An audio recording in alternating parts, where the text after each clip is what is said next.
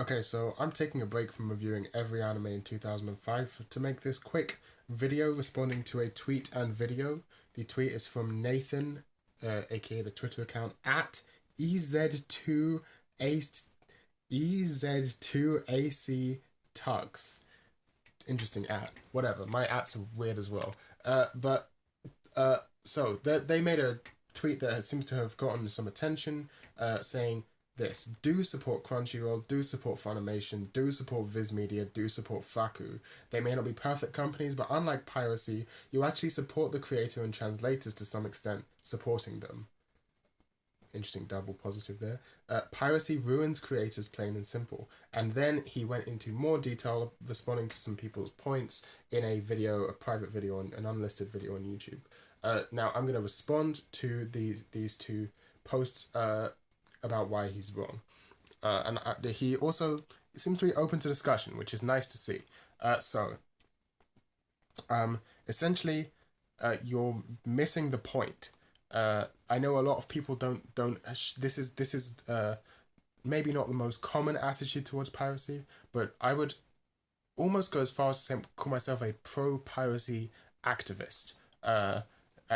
So I am very interested in.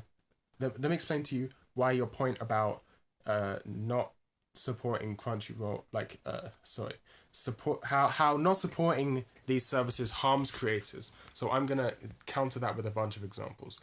First, so this goes back to a sort of a very prevalent idea that nothing. This is often an idea to used to against anti-capitalist, which is that nothing would get done without the profit motive, or that the profit motive is kind of the most important thing.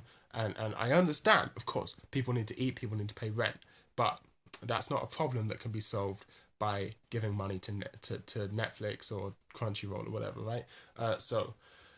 Uh, here's some examples of various massive projects, big reasons why this may not be the case. So I am a very big supporter of free open source software, free as in freedom, aka FOSS or FLOSS, free liberal open source software.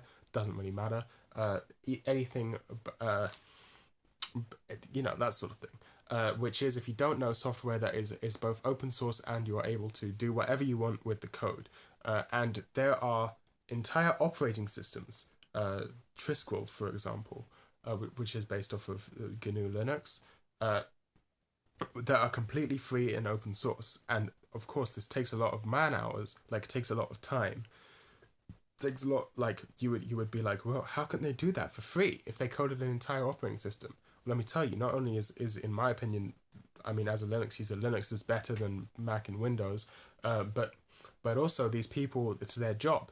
They get funding through donations and various other means, right? Uh, and this also applies directly to me because I am a musician by trade and I release all of my music under Creative Commons Attribution Share Alike license, which means anyone can download it and share it for free. Uh, and I make money off of this. I make money through donations, and in fact, this is quite common in music. It's almost a new business model. Started during the punk movement in the 80s in DC. People started doing pay what you want shows or pay what you can shows. It's still very common in all DIY underground music circles. You will often come across shows that are pay what you can, where people will willingly donate extra money to go to the show to help out creators. And the way they do that is by giving it directly to the creators, not by going through a middleman. Of course, these are independent musicians who have chosen not to, or chosen or through some other reason not ended up with a label. And the same thing is true with anime. My personal tastes tend to skew towards the avant-garde and experimental side of anime. Oftentimes, these are very low budget, very obscure titles. And this as again, like you had said in your video, this is a reasonable point. Uh, that if you can't, if something doesn't exist on these platforms, it does why would you support them if they don't offer the service that you want? That's just giving your money to someone who's not giving you anything in return. Uh, so for example, I don't know. I watched the show Malice Doll recently. Very good show. Would recommend. Uh, very obscure, very experimental show. Uh, not on Crunchyroll, not on any of these services. And all of the people who worked on Malice Doe are professionals in the industry who went on to do other things in the industry. I also, more obscure shows that may not be particularly avant-garde, like Mahoraba, Heartful Days, pretty obscure. Actually, that one might be on Crunchyroll. Let me check it out. Actually, I don't remember. But it could be. Let's find out. Mahoraba. Nope, doesn't look like it is on Crunchyroll. No. So there's no way I'm giving money to Crunchyroll because Mahoraba, one of my favorite shows, top 10 shows, not even on your website. That is not a good start. So, according to you, because these videos, these things, are not making money and cannot be purchased, they are not worthy of existing. They're not worthy of being preserved. They're not worthy of being archived. I take umbrage with that and say, fuck that shit. I want to know all the obscure shows that came out in 2005, which I'm currently doing. As you heard, reviewing every show that came out in 2005. No way I could do that legally. Just impossible. Half these shows aren't on any streaming services. For academic reasons, right? This is essentially an academic exercise, and there is no way to get this material unless I do this. I mean, I could actually pay for Blu-rays of these shows, but some of them don't even have Blu-rays that are still available. Some of them do. Mahoraba does have Blu-rays available, and I am going to purchase Blu-rays. Because there's another thing. Piracy is a try before you buy type of situation. If I went to a store before internet piracy was a thing, and had to go buy anime DVDs, purchase a DVD, which probably wouldn't give any money to the creators anyway, because the studios pay a flat rate to license it, and it doesn't matter how much they make off of it. They've already bought the license to the show, so it doesn't matter. Because of that, right? So I buy the DVD, think, oh, this fucking sucks. Oh, and now I've just given money to a company I don't want to support for making a product I don't like. Why would I do that? There's no reason to do that. It doesn't make any sense. Now, your problems here are very understandable. Everyone knows animators are overworked and underpaid. The people who make money in the anime industry are the people who own the studios and the voice actors, right? So, voice actors aside, who sort of have the celebrity status, what can we do about all the money going to the people who own the studios and not the people actually doing the hard work, doing the animation, right? Because animation, incredibly tedious process. I have the utmost respect for animators. How about we start by not giving them any fucking money because they don't deserve it? The money all goes to the people who own the studios. Or one could even say, now, excuse me for saying this, but it seems like I've narrowed down your problem here.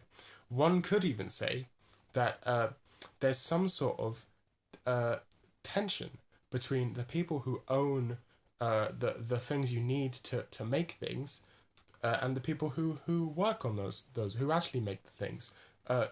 That could also be phrased as those. So really, the way to solve this problem would be that the people who work there should also own the things they need to make things, and therefore they would get the money they deserve, right? So what I'm saying is that the workers need to own the means of production. Do you see what I'm getting at here? Your problem is capitalism, not Crunchyroll, right? The problem you've run into is that capitalism is a flawed system with internal inconsistencies, which mean the workers don't get properly compensated for their work. This isn't going to be solved by giving Funimation a couple of dollars, right? This is going to be solved. This is a much more difficult problem to solve. So there's my counter argument. You should actively pirate everything because if you don't pirate it, you are supporting a broken system where if you give them money, the money doesn't go to... Even if you do what people in your comments were saying and buy official merch, other than a few studios, KyoAni, for example, Kyoto Animation has the Kyoto Animation shop, which goes directly to the animators, and Trigger have a Patreon, and they have a shop that goes directly to the animators, funding housing and things, although that shop is currently sold out of everything. I've checked. You see, I do my research. And Sunrise has something similar, but firstly, I don't like any Sunrise shows, and secondly, the Sunrise thing is like debatable. It's not, no one's sure how much goes to the animators and how much is just taken by the studio. But that's two studios doing something right.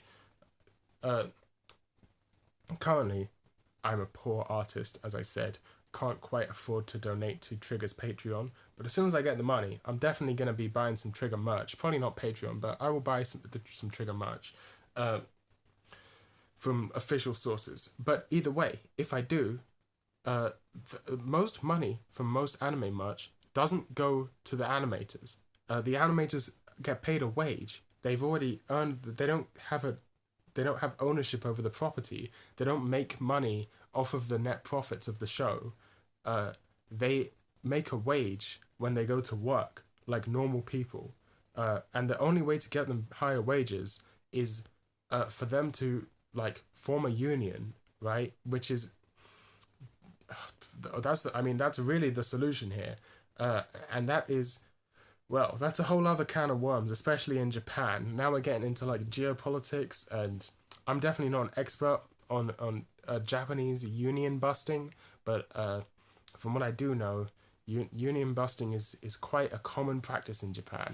They don't take kindly to that sort of thing. They have pretty terrible laws around workers' rights, and so that is how really, if you want to support the anime industry, the best thing you can do is become a socialist. Just like start campaigning for better workers' rights laws in Japan if you actually care. But it seems like you just want some sort of moral superiority for feeling like you've spent money on something, which is sounds like an insult. Not an insult. Everyone wants a sense of moral superiority. I want a sense of moral superiority with what I'm doing right now by condescendingly explaining my opinions to you.